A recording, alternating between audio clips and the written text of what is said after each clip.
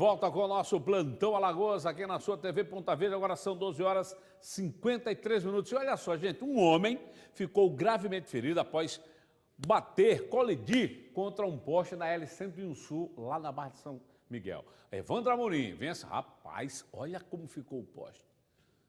Chegue pra tela, Evandro, e conta a história pra gente.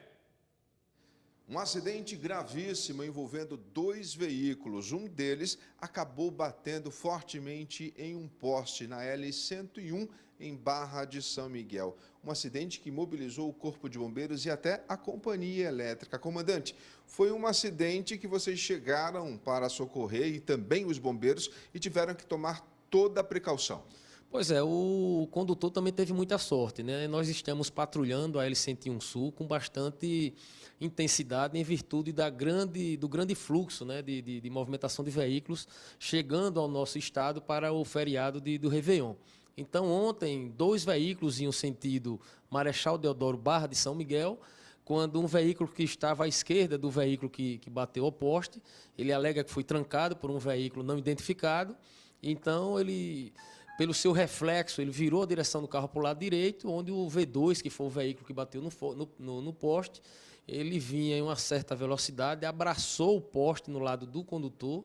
Então, a gente teve que ser bastante rápido, o pessoal do BPRV estava nas proximidades, acionamos imediatamente o pessoal da Equatorial, porque o pessoal do bombeiro só podia fazer o trabalho de extricação para a retirada do condutor, enquanto o poste não estivesse energizado. Então, a gente teve que fazer o chamamento da Equatorial, ela rapidamente chegou ao local, o pessoal do helicóptero do SAMU chegou ao local rapidamente e a vítima foi resgatada com vida pelo helicóptero do SAMU encaminhado ao HGE. Nesse ano de 2019, a gente ultrapassou todos os índices, né? No ano passado, nós tivemos, durante todo o mês de dezembro, cerca de 6 acidentes com óbitos. Nós já estamos no dia 27, hoje, ainda faltando 4 dias para terminar o ano, já estamos com 12 óbitos, ou seja, dobramos a quantidade de acidentes com vítimas fatais nas nossas rodovias. Então, todo cuidado é pouco.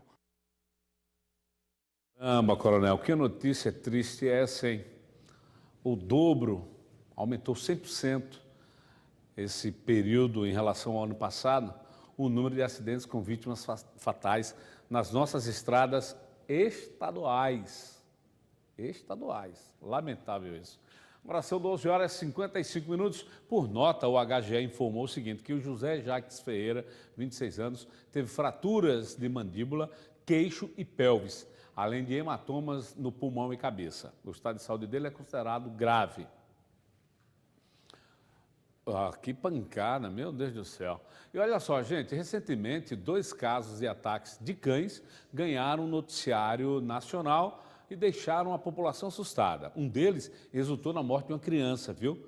A nossa equipe foi ouvir especialistas sobre os cuidados e orientações em casos como estes. A reportagem é de Júlio Oliveira, você acompanha comigo agora na tela do plantão. Julinha. Edivique já foi atacada por cães 2 vezes. Apesar do tempo, ela nunca esqueceu a experiência e o medo que sentiu naqueles momentos.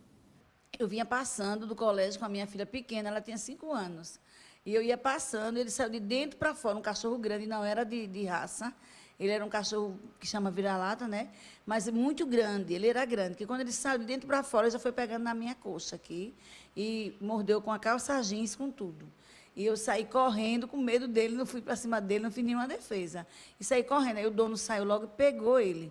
E a outra vez eu tinha mais ou menos uns 50 anos, está fazendo uns 10 anos, 11 anos que eu tenho 61, e aí eu ia passando aqui perto com a carne, vinha do açougue, e um cachorro também saiu de dentro de casa, e a mulher não viu, esse é cachorro cuidado, bem, entendeu? Aí ele foi e mordeu também no meu pé. Hoje ela tem um trauma e tem muito medo de cachorro. Acredita que se os ataques fossem em uma criança, as consequências seriam bem piores. Porque ele não ia desistir da criança fácil, ele não ia desistir. Comigo ele desistiu pelo meu tamanho, assim, ele se intimidou, mas a criança não. A criança tinha feito um estrago maior. A criança sempre ele faz um estrago maior, né? Que a criança não esboça nenhuma defesa. Né? Eu ainda me espantei, gritei, né? E aí ele me soltou. Recentemente, 2 casos de ataques de cães chamaram a atenção. Um deles ocorreu em São Paulo, quando uma criança pulou o muro do terreno de uma empresa de ônibus e foi atacado por 6 cães. Luiz Fernando Silva Teixeira, de 10 anos, foi atendido por uma equipe médica, mas não resistiu aos ferimentos e morreu no local. O outro caso foi registrado no Rio de Janeiro. João Paulo, de apenas 4 anos, foi atacado quando passeava pela rua com a babá. Um rapaz que passava pelo local naquele momento teve a iniciativa de socorrer o garoto e conseguiu salvar o menino. Segundo especialistas, ataques assim não são comuns e, em alguns casos, ocorrem por falta de adestramento do cão. Desde dos seus 3 meses de idade já pode ter alguns ensinamentos e aos 6 meses, propriamente dito, começa o adestramento. E o ideal é que seja através de um profissional credenciado, né? Às vezes as pessoas pegam cães de raça pitbull, rottweiler, seja lá qual for, e criam o animal preso em casa. Quando o animal está grande e bonito, é que ele vai para a rua para mostrar o animal na rua.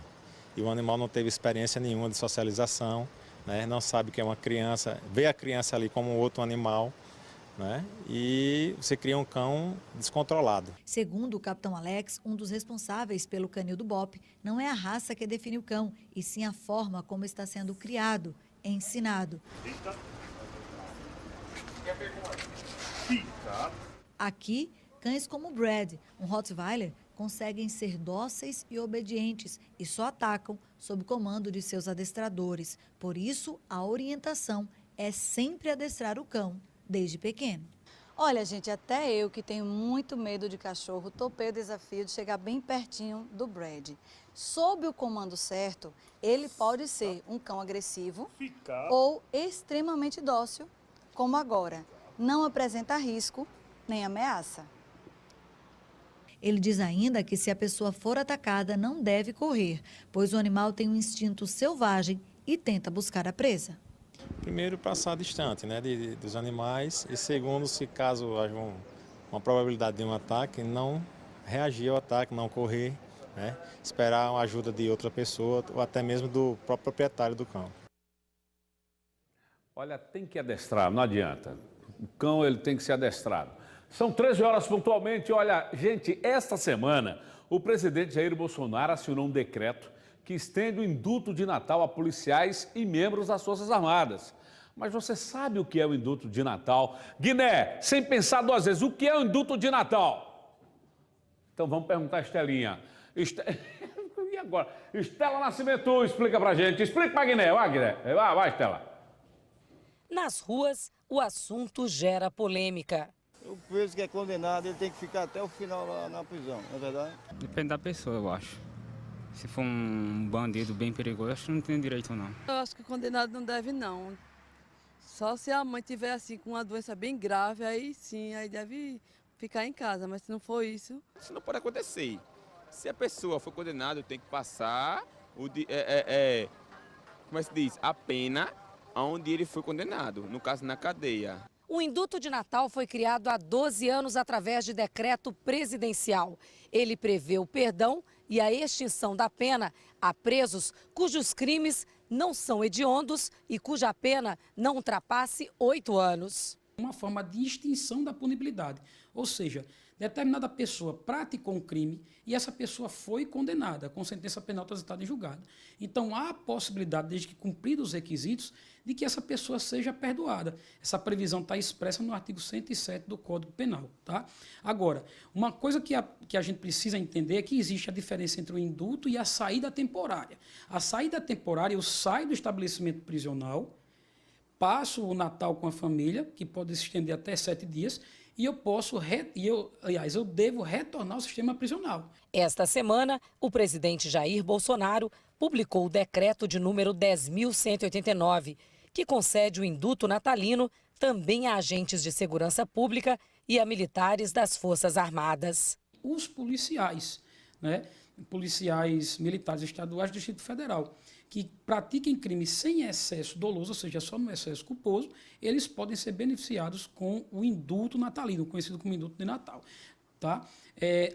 Também a gente é preciso consignar que aqueles que não são policiais militares, como é o caso dos militares das Forças Armadas, cuja previsão específica na Constituição está no artigo 142, e eles estiverem exercendo uma função de garantia da lei e da ordem, ou seja, em operações no morro, em favelas, etc., eles também são beneficiados, abarcados pelo decreto presidencial.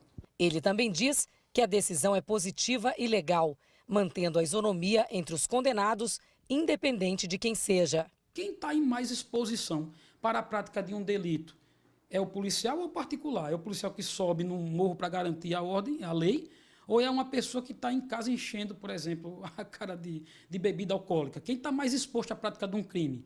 É lógico que são os policiais que estão combatendo o crime. A gente tem que entender que igualdade jurídica nos termos da Constituição é uma, e igualdade social é outra coisa, totalmente distinta. Então, eu entendo como perfeitamente constitucional essa medida.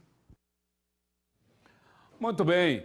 Agora são 13 horas, 3 minutos. E olha só, meu amigo Jorginho Melodia vai estar hoje a partir das 21 horas lá no pré-réveillon do Bugavilha, aqui no Velho Buga. Vai estar o Jorginho, Balada Top, Juscelia Gomes, a partir das 21 horas. É 20 conto a entrada, viu, Manel?